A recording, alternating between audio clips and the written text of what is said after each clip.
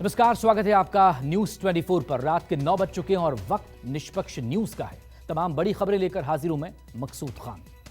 सबसे पहले बात संसद की। मणिपुर पर पिछले कई दिनों से संसद में चर्चा की मांग और पीएम मोदी के बयान की मांग कर रहे विपक्षी दलों ने अब अविश्वास प्रस्ताव का पासा चल दिया है। कांग्रेस सांसद गौरव गोगोई ने आज मोदी सरकार के खिलाफ विपक्षी गठबंधन Indian national developmental inclusive alliance यानी कि इंडिया की तरफ से अविश्वास प्रस्ताव पेश कर दिया। हालांकि स्पीकर ओम बिरला ने अविश्वास प्रस्ताव को स्वीकार कर लिया है और यह कहा कि चर्चा के बाद इसकी तारीख तय की जाएगी। हालांकि विपक्ष को भले ही सरकार पर विश्वास न हो, लेकिन पीएम मोदी को पूर्ण विश्वास है कि वो सत्ता की तीसरी पारी भी जरूर खेलेंगे। मुझे सदन को सूचित करना है कि मुझे श्री गौरव गोगोई से नियम 198 के अंतर्गत मंत्रिपरिषद में अविश्वास प्रस्ताव प्राप्त हुआ है। मैं श्री गौरव गोगोई से सदन की अनुमति प्राप्त करने के लिए अनुरोध करता हूं।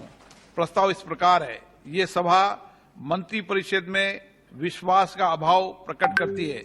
श्री गोगोई कृपया सदन की अनुमति प्राप्त करें। अध्यक्ष महोदय, मैं निम्नलिखित प्रस्ताव के लिए सदन की अनुमति चाहता हूं। ये सभा मंत्रिपरिषद में विश्वास का अभाव प्रकट करती है। मैं उन सदस्यों से जो इस प्रस्ताव की अनुमति दिए जाने के पक्ष में ये अनुरोध करता हूं, वो अपने स्थान पर खड़े हो जाएं।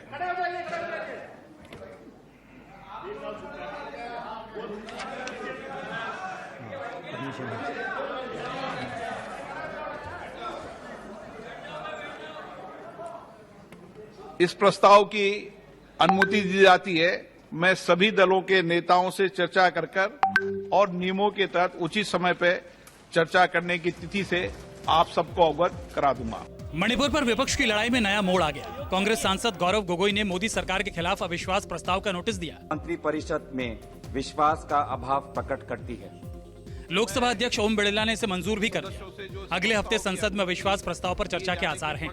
हालांकि लोकसभा में मोदी सरकार के पास बहुमत छप्पर फाड़ है, लिहाजा सरकार गिरने का कोई खतरा नहीं है। लेकिन विपक्ष ने भी जैसे ठान ही ली हो कि वो पीएम मोदी से सदन में बुलवाकर ही रहेगा। जिसकी जो भी राय होगी वो संसद के जरिए जनता तक पहुंच जाएगी। लेकिन सियासत धीरज खो बैठी। विपक्षी गठबंधन पर पीएम मोदी की टिप्पणी पर लड़ाई और तेज हो गई। रूल्स में क्लियर कट व्यवस्था दी हुई है कि नो कॉन्फिडेंस मोशन कौन ला सकता है। उसमें 50 जो माननीय सांसद हैं उनके द्वारा वो खड़े होने की स्थिति में हैं क्या, वहां रहेंगे क्या हाउस में, आने दो पहले नो कॉन्फिडेंस मोशन। सरकार हर परिस्थिति के लिए तैयार है। हम तो चाहते हैं मणिपुर पे चर्चा हो। कल गृह मंत्री जी ने भी लोकसभा में फिर बोला, क्योंकि इनका विषय सत्र शुरू होने से पहले यही था कि मणिपुर पे चर्चा कराओ। अब चर्चा कराने की जब हमने सहमति भरी तो रूल्स ले आए। रूल्स पे कुछ डिस्कशन पे सहमति बन रही थी तो एक नया मुद्दा ले आए कि प्रधानमंत्री जी आकर के चर्चा शुरू करें। ये मुझे लगता है बहाना है। नो कॉन्फिडेंस मोशन हम मूव कर रहे हैं।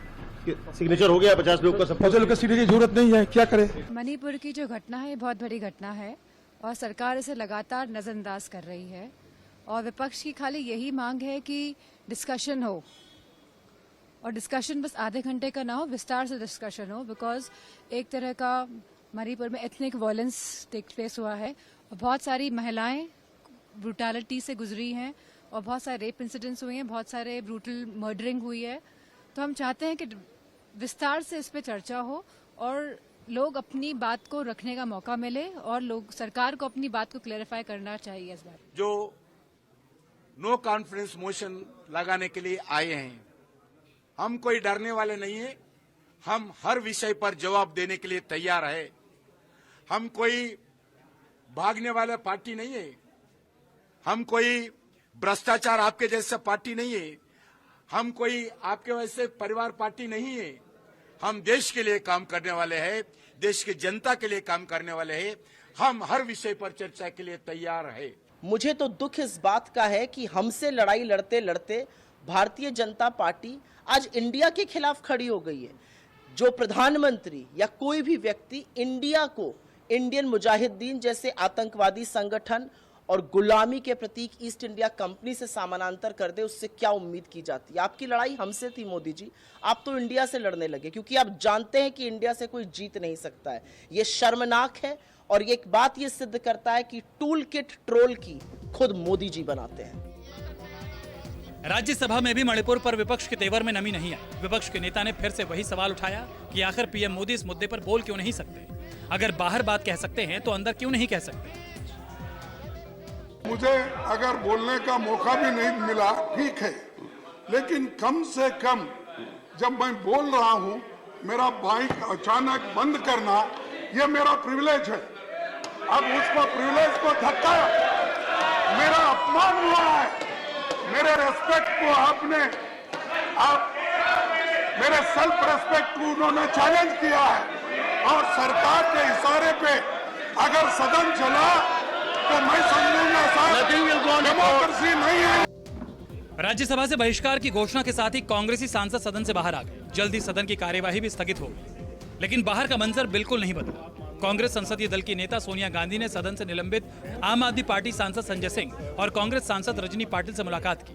विपक्षी एकजुटता का संदेश सत्ता पक्ष को भी पहुंच गया। जब तक प्रधानमंत्री जी मणिपुर के मुद्दे पर आकर बोलते नहीं है, देखिए पहली बात यह है कि 1.5 घंटे हमारा प्रधानमंत्री हर विषय पे भाषण दे सकता है। वैज्ञानिक भी हैं, डॉक्टर भी हैं, रेलवे के भी बहुत बड़े जानकार हैं, वो इसरो के भी बहुत अच्छे जानकार हैं। तो मणिपुर के मुद्दे पे नहीं बोलेंगे आप? ब्राजील के फुटबॉलर पे बोलेंगे, किसी खिलाड़ी की, क्रिकेट खिलाड़ी की उंगली टूट जाए तो आप बोलेंगे? तो सुविधाजनक सत्य नहीं चल सकता है। सरकार विपक्ष को कुछ बोलने नहीं दे रही है, तो तरीका यही कि इसके जरिए आप विपक्ष जो कम से कम अपनी बात रख सकता है और अपनी बात जो तमाम विषय जैसे जनता त्राही कर रही है देश में, तो उसको रखने के लिए बहुत ज़रूरी है कि हम जो है इसके जरिए कम से कम अपनी बात रख सकते, विपक्ष को बोलने का मौका दें। क्योंकि सरकार विपक्ष को तो बोलने नहीं देती है, संसद में भी नहीं बोलने देती, बाहर भी नहीं बोलने देती है।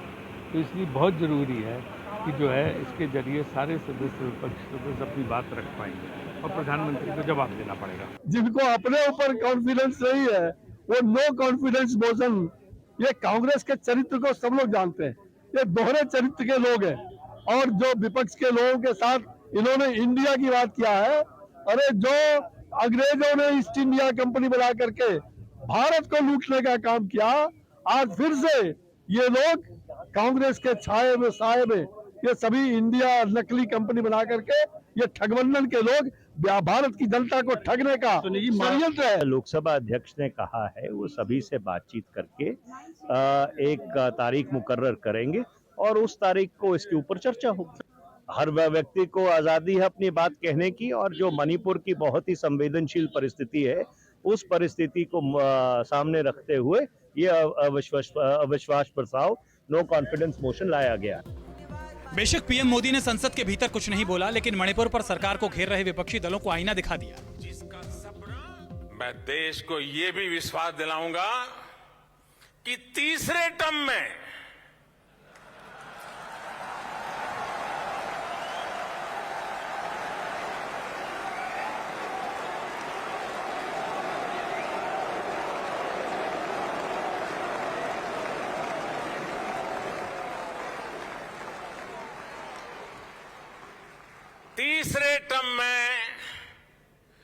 दुनिया की पहली 3 इकोनॉमीज में एक नाम भारत का होगा। बेशक अविश्वास प्रस्ताव से मोदी सरकार के वजूद को कोई खतरा नहीं दिख रहा, क्योंकि लोकसभा में सत्ता पक्ष को पूर्ण बहुमत हासिल है। लेकिन इसी बहाने संसद में मणिपुर पर चर्चा हो जाएगी। संजीव त्रिवेदी, कुमार गौरव, प्रशांत देव और ऋषिकेश के साथ रमन कुमार, दिल्ली, न्यूज़ 24।